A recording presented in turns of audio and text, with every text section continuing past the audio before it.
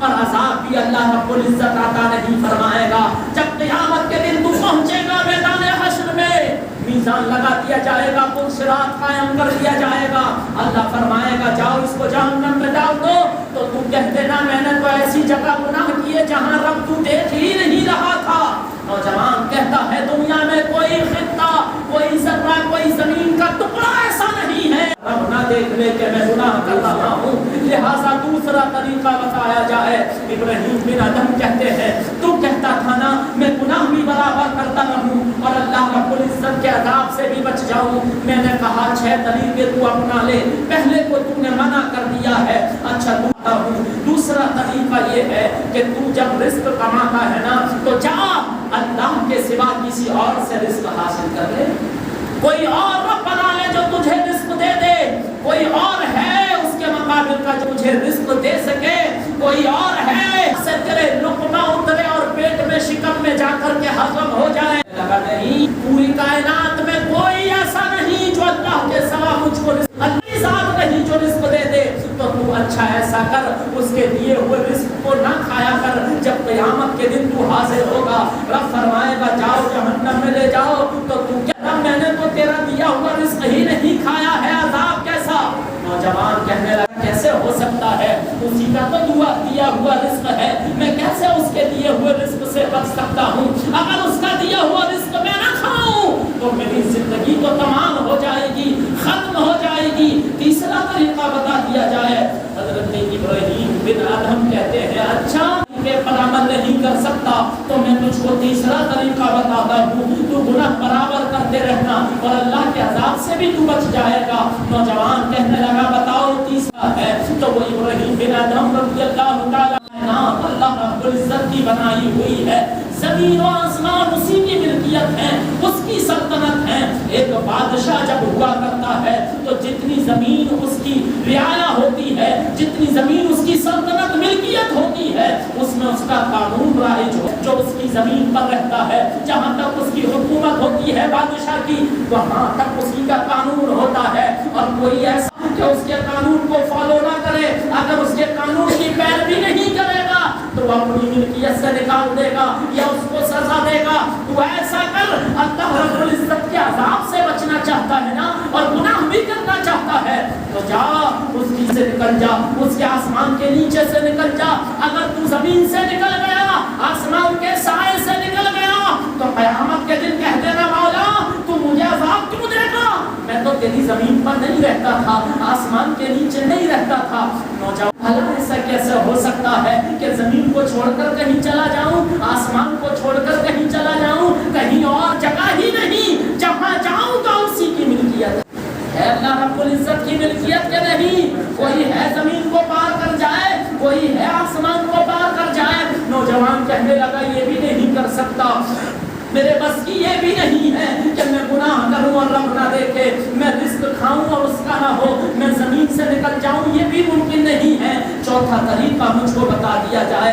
حضرت ابراہیم بن ادم فرماتے ہیں تو یہ چاہتا ہے نا کہ تو گناہ کرتا رہے اور رب عذاب نہ دے، تو ایسا کرنا جب ملک الموت آئے، موت کا فرشتہ آئے اور جب تیری روح نکالنے کے لیے آئے تو اس سے کہہ دینا ابھی چلا جا، ابھی وقت نہیں ہے، پہلے میں رب کی بارگاہ میں توبہ کر لوں، اپنی گاڑیوں کو بیچ لوں، اپنے مکانوں کو بیچ لوں، کھیتوں کلیان کو بیچ لوں، جو رقم مل جائے راہ خدا میں دے کر کے توبہ کر لوں، پھر تو آنا میرے گناہ معاف ہو جائیں گے. نوجوان کہنے لگا ان پر تو کسی کی نہیں چلتی، جب وہ آتے ہیں تو کسی کی نہیں سنتے. ماں رو رہی ہو، باپ رو رہا ہو، بھائی بہن رو رہے ہو، بیوی سینا پیٹ رہی ہو، موت کا فرشتہ جب آتا ہے تو کسی کو مہلت نہیں دیتا. کیا دیتا ہے کسی کو مہلت؟ کیا کسی کو ملے گی مہلت؟ کہا چاروں طریقے میں نہیں کر سکتا یہ ممکن. جب موت کا فرشتہ آتا ہے تو روح نکال لیتا ہے. اچھا نوجوان تو چاہتا یہ ہے کہ تو گناہ بھی کرتا رہے اور رب تجھے سزا بھی نہ دے، عذاب بھی نہ دے، تو پھر تو پانچواں طریقہ میں تجھ کو بتاتا ہوں. جب تو مر جائے، قبر میں پہنچ جائے اور پھر اس کے آئے سوال و جواب کے لیے تیرا رب کون ہے، تیرا دین کون ہے، کیا ہے، جب تجھ سے سوال کرنے کے لیے فرشتے قبر میں آئے تو تم نے اجازت نہ دینا، کہہ دینا میری قبر میں نہ آنا، میں تو مالدار ہوں اور میرے پاس بہت دعوت ہے، میری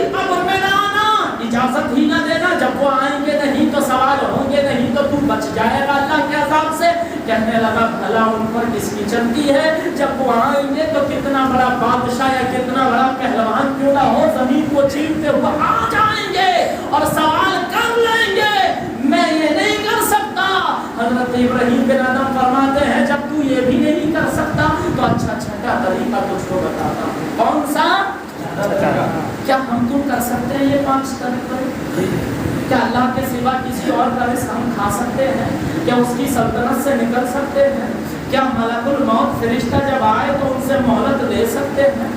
है किसी के बस की? क्या गुनाह करे तो ऐसा हो सकता हम नहीं देख रहा तो कहा छठा तरीका जल्दी बता दे, 5 मुमकिन नहीं है।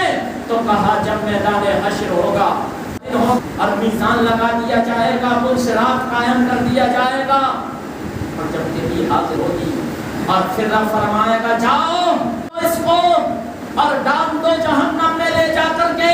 तो तू रब की बारगाह में कह देना कि मैंने जितने गुनाह किए तूने नहीं देखा, मैंने जो रिस्क खाया तूने नहीं, मैं जमीन पर रहा तेरी नहीं थी। तू कह देना फरिश्तों मुझे ना पकड़ो, मुझसे दौलत ले लो और जन्नत में जाने दो, मुझसे सरमाया ले लो जन्नत में जाने दो, सोना चांदी ले लो जन्नत में जाने दो।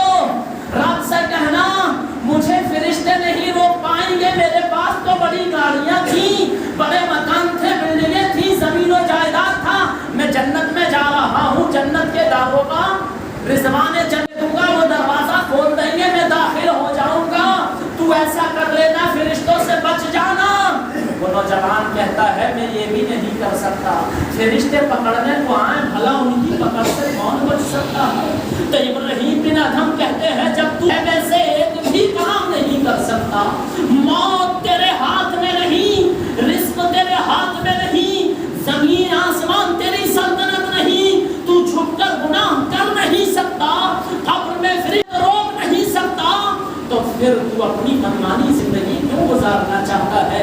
तो क्यों चाहता है कि मेरी मर्जी गुजरे और मैं अपनी मर्जी से जन्नत में चला जाऊं? जन्नत रब की और मर्जी तेरी भला कैसे हो सकता है? नौजवान कहता है वाकई मैं अपनी जिंदगी का बिल्कुल भी ज़रा बराबर भी हकदार नहीं हूँ, मेरा रब है जो मेरी जिंदगी का मालिक है, मैं उसी की मर्जी से जिंदगी गुजारूंगा ताकि वो अपने कर्म से मुझको जन्नत अता फरमाए। ना जाने किस धोखे में पड़े हुए हैं, अपनी गुजारे और रब की जन्नत अपनी मर्जी से पाले, ऐसा हो।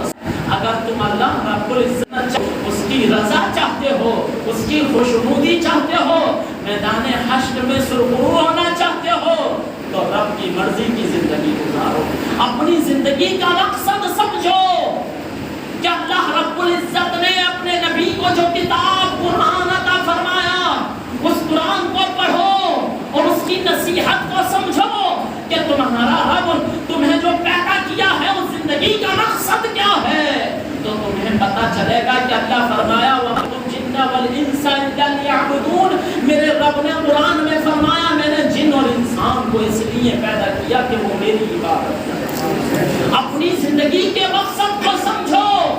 जिंदगी का मकसद दौलत कमा लेना सिर्फ काफी नहीं है, या अच्छी औलाद मिल जाना जिंदगी का मकसद नहीं है, घर बना लेना दिल्ली शहर में जिंदगी का नहीं है, दुरुस्त हो जाना, अपनी सेहत का ख्याल रखना जिंदगी का मकसद नहीं है। किसी को बीमारी लग जाए, मुझको खुद को बीमारी लग जाए तो मेरा तो इतना भी खुद पर कंट्रोल नहीं कि अपनी मर्जी से बीमारी को दूर कर दूं। है किसी का कंट्रोल अपने वजूद पर?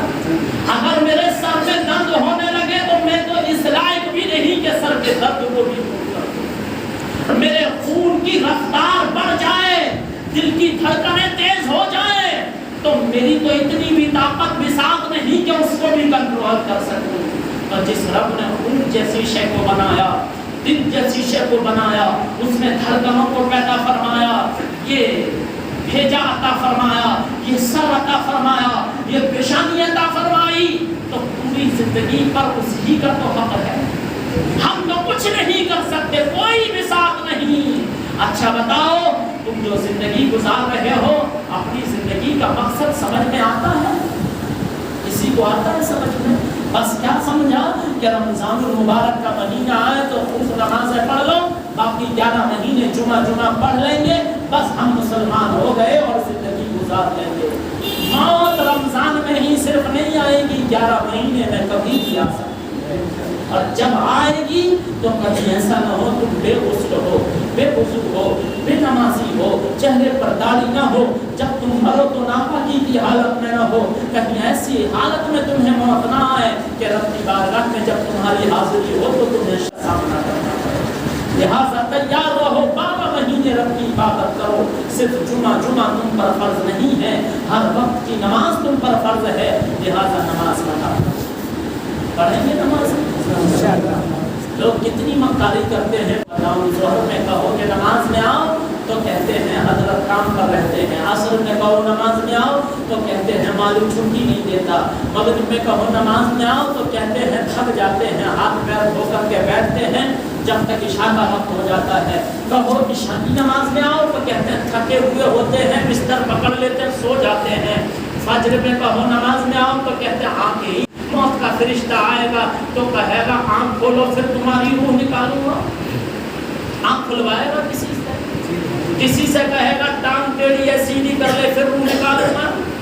गाड़ी पर चल रहा है उतर जा, फुट जा, रूह निकालने आया हूँ। किसी को देगा इतनी मोहलत? जहाँ चल रहा है वहीं काम तमाम। कोई नहा रहा है तो क्या फरिश्ते से ये कहेगा मैं अभी नहा रहा हूँ, तौलिया बांधने दे, कपड़े पहनने दे, फिर रूह निकाल लेना। कहाँ गई हमारी अक्ल? किस काम में हमने अपनी अक्ल को लगा दिया कि जब हमारी इतनी भी साथ नहीं मौत का फरिश्ता आए तो एक साथ की भी हम मोहलत ले सकें, तो फिर अपनी जिंदगी क्यों गुजार रहे हैं? फिर किसी को मालूम नहीं कि मौत किस वक्त, किस हालत में, किस जगह है, तो फिर क्यों हम अपनी मर्जी की जिंदगी गुजार रहे हैं?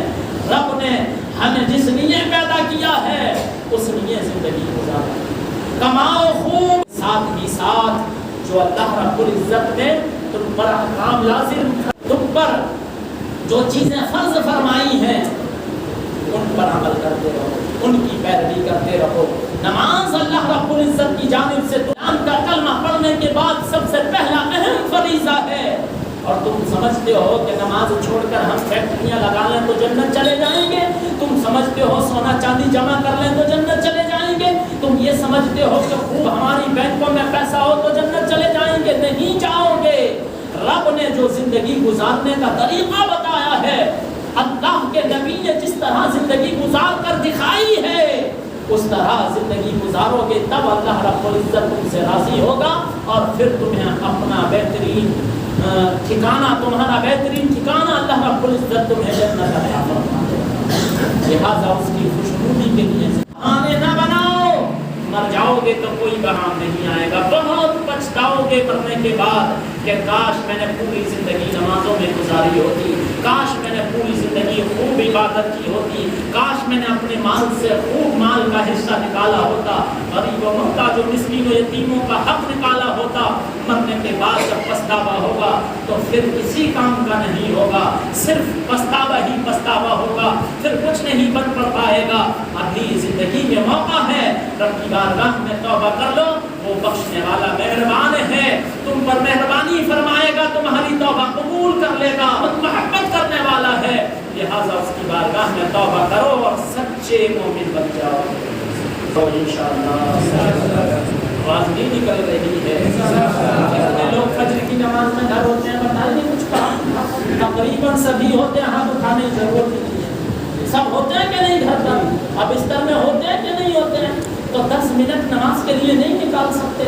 एक सब नमाजी फज्र में बड़ी मुश्किल से हो रहे हैं और अब से 22-23 दिन पहले मस्जिद में माइक लगाकर नमाज पढ़ानी पड़ती थी कि लोगों को आवाज़ पहुंच जाए ऊपर की छत में नमाजी हैं, और आज ये हालत है कि एक सब भी नमाजी नहीं हो रहे। यानी तुम गफलत में पड़ गए हो और शैतान के चुप गए हो। वो शैतान दुश्मन को मान दो और रब की बारगाह में आ जाओ। अल्लाह के नबी सल्लल्लाहु अलैहि वसल्लम ने फरमाया, जो सुबह अपने काम पर निकला वो शैतान का झंडा लेकर निकला। किसका? ऊंचा बोलो, किसका झंडा? शैतान का झंडा लेकर। और जो सुबह अल्लाह के घर के लिए, अल्लाह की इबादत के लिए निकला, अल्लाह के नबी फरमाते हैं वो इस्लाम का झंडा लेकर निकला। किसका झंडा? اسلام کا جھنڈا. میری یہ خواہش ہے کہ میں جب نکلوں صبح کو تو اسلام کا جھنڈا میرے ہاتھ میں ہو. آپ کی کیا خواہش ہے میں نہیں جانتا. میں تو یہی چاہتا ہوں میں مروں تو غسل سے ہوں, میں مروں تو وضو سے ہوں, میں مروں تو پچھلے وقت کی نماز میں نے ادا کر رکھی ہو اور اگلی نہ کر رکھا ہو. میں جب مروں تو میں نے قرآن کی تلاوت کی ہو, اور جب میں مر جاؤں تو لوگ کہیں نمازی مرا ہے, میں مر جاؤں تو لوگ کہیں دیندار مرا ہے. آپ نہ جانے کیا سوچے ہوئے بیٹھے. کیا تمہاری یہ خواہش نہیں کہ ہم مرے تو کہ رب کی بارگاہ میں پہنچے تو رب راضی ہو جائے اور فرشتے گواہی دے کہ رب پچھلی نماز ہے اور پچھلی کی تیاری فجر کی پڑھ لی تھی اور ظہر کی تیاری میں تھا, غسل سے تھا, وضو سے تھا, فجر کے بعد اس نے قرآن بھی پر درود بھی پڑھا. اے اللہ رب العزت اس کی روح کو جب لے کر کے آئے تو یہ بالکل صاف ستھرا تھا, تو رب خوش ہو جائے کہ میرے بندے کی روح فرشتے اس حالت میں کہ اس نے نماز پڑھ رہی. اور تم چاہتے ہو کہ سوتے ہوئے مرو اور پھر سوتے ہوئے کی روح رب کی بارگاہ میں پہنچے. کم سے کم نماز پڑھ کر کے تو مرو. نہ جانے ظہر کے بعد موت ہو, نہ جانے عصر کے بعد موت ہو, نہ جانے مغرب کے بعد موت ہو, نہ جانے عشاء کے بعد. اللہ کے نبی فرماتے ہیں جس نے عشاء کی نماز پڑھ کر سویا اور فجر کی پڑھ لی, اللہ رب العزت اس کی پوری رات عبادت میں شمار فرماتا ہے. لکھی جاتی ہے جس نے عشاء کی پڑھی اور فجر کی بھی پڑھ لی, پوری رات وہ چاہے سوتا رہا لیکن پوری رات اس کی عبادت میں لکھی جاتی ہے. لہٰذا گزارو کہ رب کی بارگاہ میں پہنچو تو تمہارا رب تم سے خوش ہو جائے. اب میں ایک اعلان کرنا چاہتا ہوں, کل میں طیبہ پڑھنے کا لا الہ الا اللہ. میں چندہ نہیں لوں گا آپ سے, آپ سمجھ رہے